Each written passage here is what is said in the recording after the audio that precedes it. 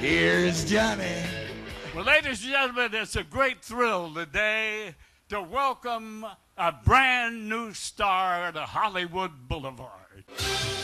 Entertainer, producer, master of ceremonies, the go-to man to get things done in Hollywood. Johnny is a familiar sight to millions around the world. As chairman of the Walk of Fame, he has emceed well over 600 star ceremonies and still counting. Ladies and gentlemen, we proudly welcome to the Hollywood Walk of Fame Miss Drew Barrymore, Kevin Costner, Billy Joel, Annette Bening, right there.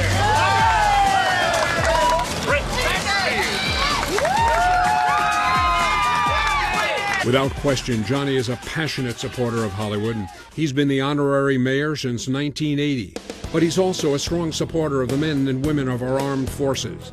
In 1942, he enlisted in the Army Air Corps at the age of 19 and hosted a radio program called Strictly GI.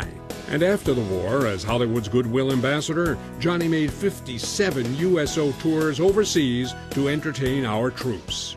I got a call from the Hollywood Overseas Committee or the Coordinating Council, and they wanted to know if I'd like to go to Korea. So our first overseas trip out to the Far East was in 1951, and we ended up making 14 trips over to Korea. This big sergeant yelled, he says, "Hey," he says, "what's wrong with those nails?"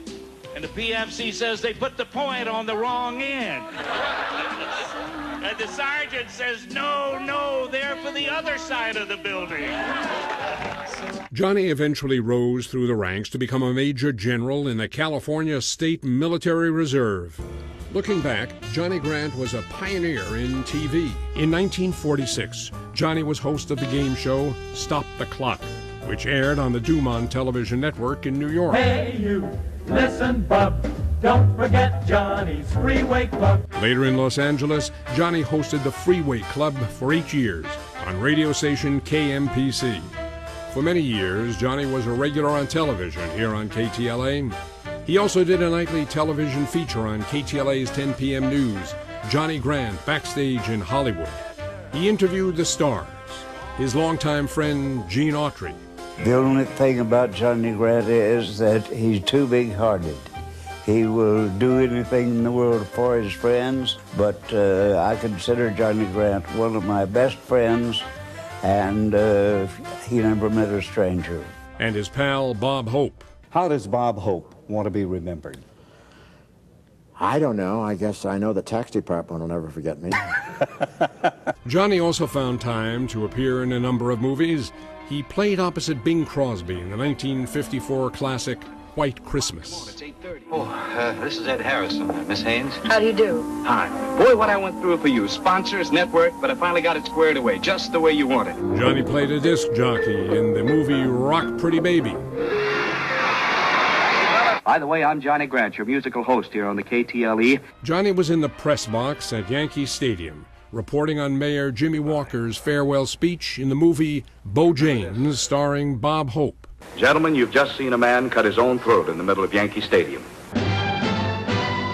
And Johnny played himself in a movie about Hollywood, The Oscar. Hey, Johnny, how are you? Fine, nice to see you. And ladies and gentlemen, here's a fellow who needs no introduction, Frankie Fane, one of the 5 nominees for this year's Best Actor Award. Of his many achievements, Johnny is credited with putting Hollywood back into Hollywood. He's the major force behind the revitalization of the most famous city in the world. And for more than 25 years, he personally produced the Hollywood Christmas Parade. Hello, everybody. I am Johnny Grant, and Merry Christmas from Hollywood. All told, Johnny has produced and hosted thousands of special events, including the Welcome Home Desert Storm Parade in May of 1991. Is believed to be the largest single-day event in Los Angeles history. There's 1.5 million people out there, and we thought maybe 1.2 to 1.3, but 1.5 million. Now that shows you something real good about this country. Johnny Grant continues to pile up a long list of honors and awards, virtually as long as Sunset Boulevard, as one writer put it. Thank you. In 1988,